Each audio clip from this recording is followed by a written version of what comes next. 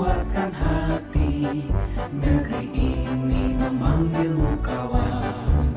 Belajar bergerak berbagi untuk negeri. Assalamualaikum warahmatullahi wabarakatuh.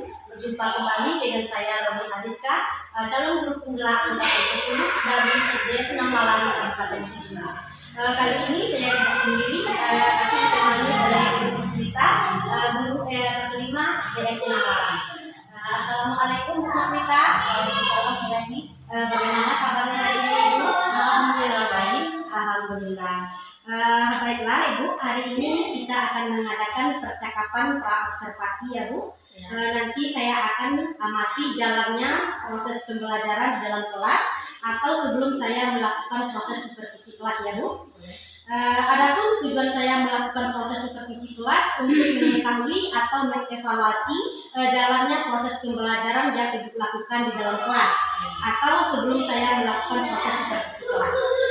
Adapun tujuan dilakukan supervisi untuk mengetahui dan mengevaluasi pembelajaran yang Ibu lakukan dan kenapa kali ini kita melakukan pra-observasi sebagai persiapan awal sebelum nanti Ibu melakukan persiapan pembelajaran agar lebih siap dan percaya diri sehingga memberikan pembelajaran yang terbaik bagi siswa ya Bu. Ada beberapa pertanyaan yang akan saya sampaikan kepada Ibu kali ini. Yang pertama berkaitan dengan tujuan pembelajaran. Kira-kira apa tujuan pembelajaran yang ingin Ibu capai? Baik Bu, saya akan coba memberikan pertanyaan dari Ibu. Mungkin untuk pembelajaran yang akan saya lakukan adalah di mata materi pembelajaran matematika, yaitu materinya tentang bilangan cacat sampai 100 ribuan. Jadi di sini tujuan pembelajaran yang berkaitan dengan itu adalah bagaimana supaya siswa saya mampu membaca dan menulis bilangan cacat sampai 100 ribuan Bu. Iya, berarti tujuan Ibu itu ya Bu ya, Bisa membaca dan menulis. Oke Bu. Pertanyaan yang kedua yang ingin saya tanyakan di sini, bagaimana area pengembangan yang hendak Ibu capai? Area pengembangan yang saya mencapai mungkin ada dua, kemudian di keterampilan. Kenapa ini saya mengembangkan rencananya kedua-duanya ya Bu, kalau bisa. Kalau pengetahuan anak-anak ini bisa mengetahui apa betul untungnya mereka belajar ini atau apa sisi baiknya mereka belajar materi ini. Kemudian keterampilannya mereka akan bisa menuliskan dengan baik kemudian membaca angka tersebut dengan baik seperti itu. Iya, luar biasa sekali Ibu. Kemudian bagaimana rencana pembelajaran yang ingin Ibu terapkan di dalam kelas? Mungkin dari strategi pembelajaran, model pembelajarannya, atau dari metode pembelajarannya. Kemudian bagaimana dengan media pembelajaran yang Ibu gunakan? Kalau rencana pembelajaran mungkin sudah ada di modul ajar ya, karena kami sudah menggunakan metode. Jadi berkaitan dengan itu, strategi yang saya gunakan adalah ketika dalam proses pembelajaran yaitu dengan mengelompokkan siswa. Jadi siswa dikelompokkan beberapa kelompok dengan anggota paling banyak 5 orang. Kemudian berkaitan dengan model, saya sebagai guru paling banyak menggunakan model PBL Bu. Kemudian untuk metodenya pendekatan secara individual dan klasikal Bu. Oke, luar biasa Bu. Kemudian kira-kira kapan nih ya Ibu akan melakukan kegiatan pembelajaran tersebut? Di hari apa, di kelas berapa, dan jam berapa? Rencananya mau sudah selesai laksanakan minggu depan, hari Kamis, tetap di materi pembelajaran matematika, jamnya jam pertama sampai jam 5. Iya. Baiklah, berarti di hari Kamis depan ya Bu. Saya akan datang di kelas Ibu dan juga melakukan observasi kelas. Saya akan melihat dan mencatat hal-hal apa saja yang terjadi di dalam kelas Ibu. Nanti setelah Ibu melakukan kegiatan observasi pembelajaran di dalam kelas, kita adakan percakapan terakhir ya Bu, yaitu percakapan pasca observasi yang nantinya juga akan didampingi oleh pengajar praktek saya ya Bu. Baik, sebelum kita akhiri, kira-kira apa yang Ibu dapatkan dari percakapan kita hari ini? Yang saya dapatkan dari percakapan kita hari ini adalah ketika kita memang harus melakukan proses pembelajaran, memang perlu persiapan yang semaksimal mungkin, terutama dari perencanaan alur pelaksanaan pembelajaran hari ini yang akan dilaksanakan sehingga hasil ketujuh pembelajaran yang ingin dicapai bisa tercapai dengan maksimal. Iya, luar biasa sekali Bu. Terima kasih Bu atas waktunya dan sudah bersedia berbincang-bincang dengan saya di percakapan praobservasi. Sampai bertemu pada observasi kelas pada hari Kamis depan ya Bu. Ya. Demikian percakapan kita hari ini. Sampai bertemu di kegiatan observasi kelas pada Kamis minggu depan dan kegiatan pasca observasi. Assalamualaikum warahmatullahi wabarakatuh.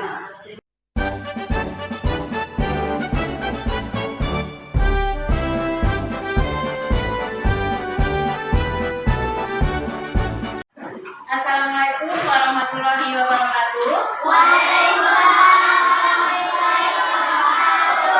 Selamat siang. Nah, hari ini kita akan mulai lagi proses pembelajaran kita pada mata pelajaran matematika. Nah, hari ini pembelajaran kita adalah tentang membaca dan menulis bilangan caca mulai dari 0 sampai 100.000. Jadi sebelum kita membaca dan menulis bilangan caca mulai dari 0 sampai 100.000, kita harus ingat dulu kembali pembelajaran kita sebelumnya. Tentang apa kemarin? Siapa yang masih ingat pembelajaran sebelum menulis dan membaca bilangan caca? Sebelumnya apa yang harus kita ketahui? Tentang nilai apa? Iya, bagus. Jadi yang kita ketahui yang pertama adalah nilai tempat.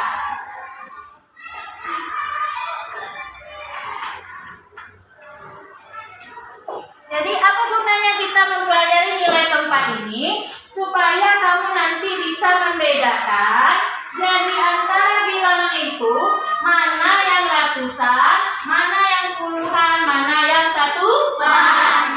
Nah itu gunanya kita mengetahui dulu apa itu nilai tempat. Setelah itu nanti kamu akan mengetahui berapa nilainya.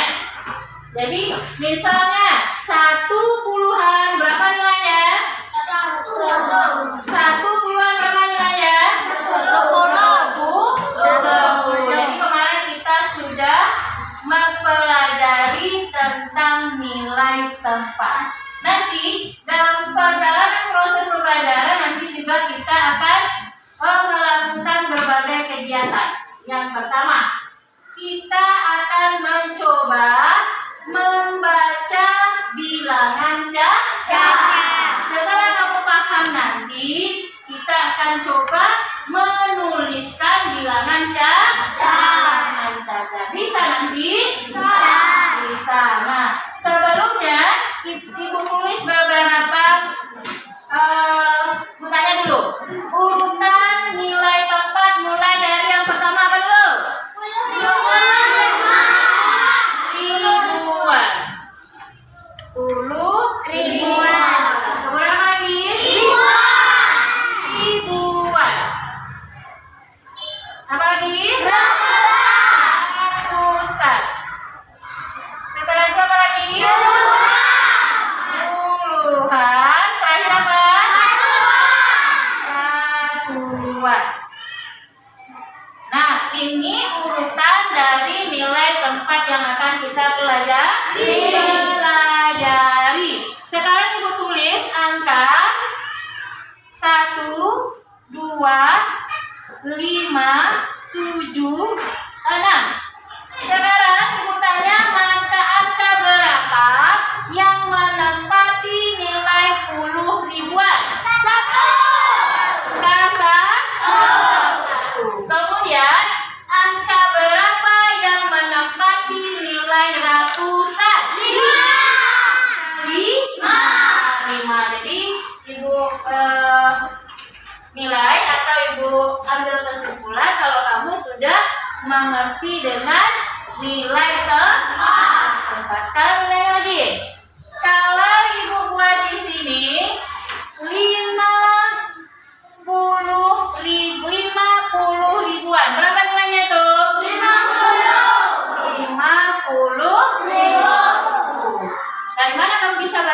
50.000.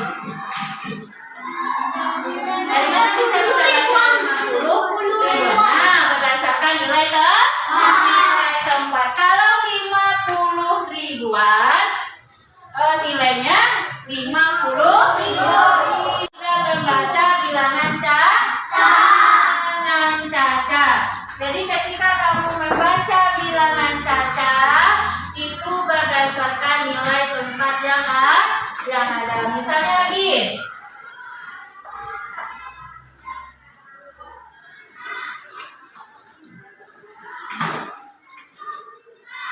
nah ini angka 1, angka 2, 0, 5, 0. Berarti kalau ibu tulis seperti ini, yang menempati puluhan ribu yang mana?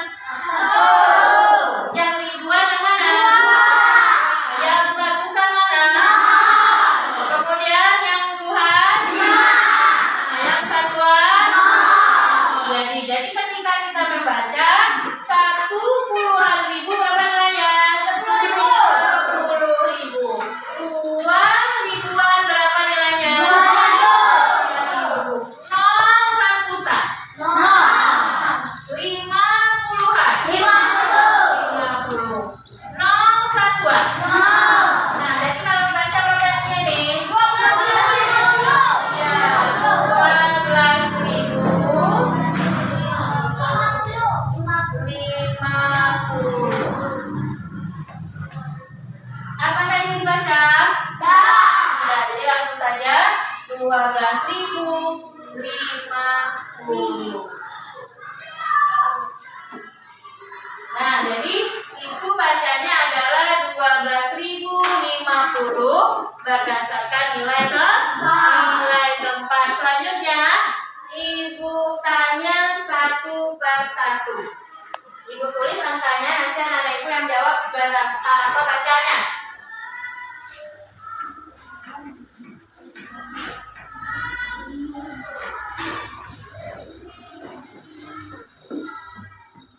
Nah, di depan ada angka 22700. Silakan Nafla, bacanya apa itu? 22.700. Iya, 22.700. Betul atau salah yang lain? Betul. Sekarang tulis lagi.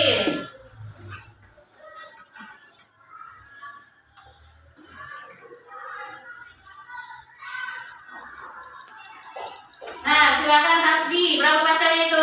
57.087. Iya, 57.087. Jadi kalau ada 0 di tengah ini tidak usah dibaca, langsung saja ke puluhan atau satuan. Kira-kira bisa dua nyambung membacanya? Nah, sekarang kita lanjutkan dengan menuliskan bilangan caca. Menuliskan bilangan caca caranya masih sama. Kamu berpedoman kepada nilai tempat. Misalnya aku buat di sini.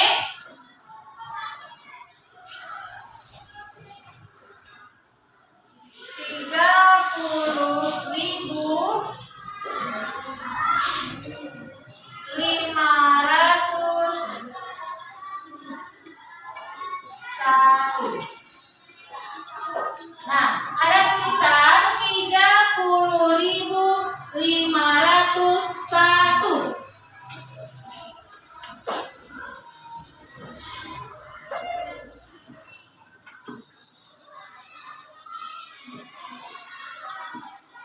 Nah, kita akan menuliskan apa saja angkanya kalau tulisannya seperti ini. 30.501. 30.000. Berarti angka berapa dulu? Angka 3. Itu puluhan ribu. Setelah itu apa lagi?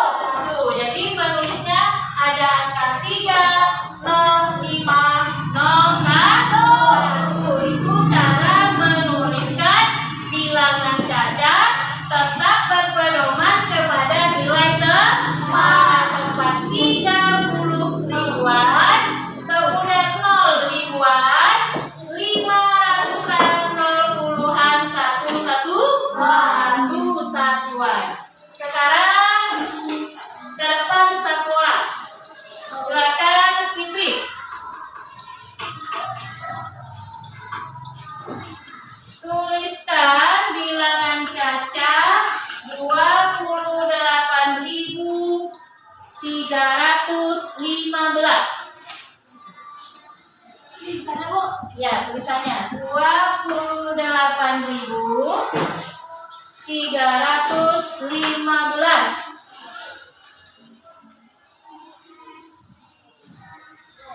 Angkanya, menuliskannya 28.315. Betul atau salah? Ya, betul. Nah, jadi 28.315. Buah gimana pendapatnya? 22. 8. Ribuan. 3. Ratusan. 1. Puluhan. 5. Satuan. Nah, itu cara kita menuliskan bilangan capcay. Selanjutnya, kamu nanti akan mengisi lembaran kertas yang ibu berikan nanti masing-masing kamu nanti dapat, itu namanya LKPD atau lembar kerja peserta didik. Jadi nanti kamu kerjakan di kertas yang ibu bagikan, kemudian kamu setelah selesai dikumpulkan.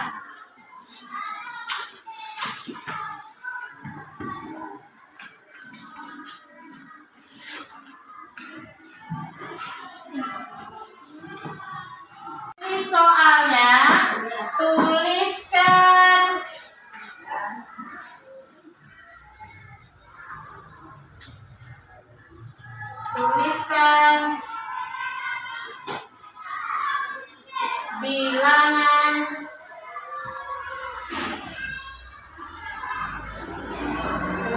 bilangan atau angka berikut.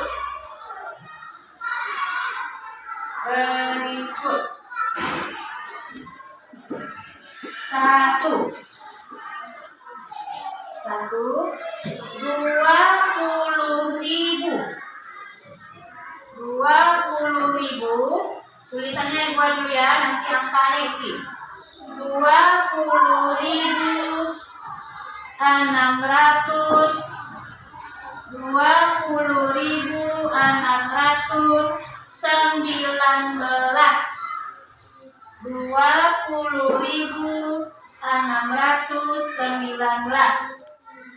Yang kedua 619 Bu. 619. Yang kedua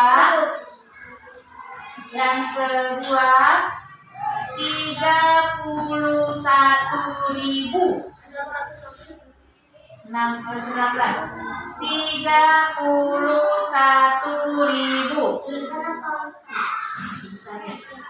31.000.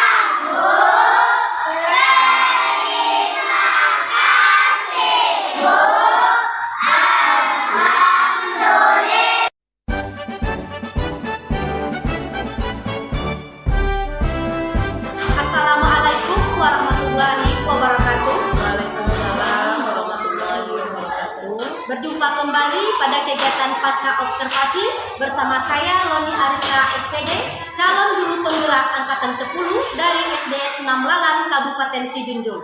Kali ini saya ditemani oleh Ibu Musita, guru yang sudah saya lakukan supervisi, kemudian bersama Ibu Rina Novrita sebagai pengajar praktek pada pendidikan guru penggerak angkatan 10. Baiklah Ibu, apa kabarnya hari ini Bu? Alhamdulillah sehat. Alhamdulillah. Ibu Musita, bagaimana kabarnya hari ini? Baik. Baiklah Ibu, pada kegiatan pasca observasi hari ini ada beberapa pertanyaan yang ingin saya ajukan. Adapun tujuan kegiatan hari ini adalah untuk mengevaluasi sejauh mana proses pembelajaran yang sudah Ibu lakukan. Baiklah Ibu, pada pertanyaan yang pertama, bagaimana perasaan Ibu setelah saya melakukan observasi di kelas pada siang hari kemarin? Baik Bu, saya akan coba menjawab pertanyaan-pertanyaan yang disampaikan tadi. Kalau bertanya soal perasaan mungkin sedikit agak tegang, karena kalau memang kita, walaupun kita lakukan sehari-hari, tapi kalau ada orang yang memperhatikan, kayaknya ada suasana hati yang beda ya, agak sedikit tegang. Tapi alhamdulillah bisa dijalankan prosesnya sebagaimana mestinya, artinya bisa lancar seperti itu. Alhamdulillah. Berarti proses pembelajarannya berjalan dengan lancar ya Ibu ya. Alhamdulillah. Iya. Kemudian apa area pengembangan yang ingin Ibu lakukan atau tahapan-tahapan apa saja yang sudah Ibu lakukan dalam kelas ini? Ya, area pengembangan yang saya lakukan, yang pertama adalah area pengembangan pengetahuan. Di sini langkah yang saya lakukan, bagaimana siswa saya bisa memahami yang pada saat observasi adalah materi saya mengenai nilai tempat. Jadi di area pengembangan pengetahuan yang saya inginkan adalah bagaimana siswa saya memahami apa itu nilai tempat. Kemudian di area keterampilan, saya ingin siswa saya bisa menuliskan atau membaca nilai tempat, kemudian bisa diaplikasikannya dalam kehidupan sehari-hari. Misalnya ketika anak saya atau siswa saya punya ibunya punya warung misalnya, di situ dia bisa menerapkan atau mengaplikasikan materi manfaat materi yang dipelajari.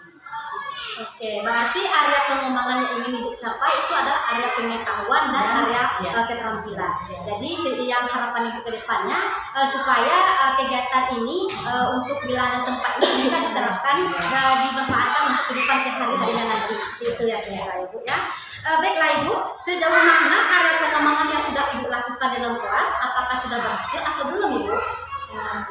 Kalau ditanya soal berhasilnya, mungkin secara maksimum mungkin belum ya Bu, karena mungkin ketika dalam proses pembelajaran masih ada anak saya atau siswa saya yang masih belum bisa fokus dalam proses pembelajaran hari.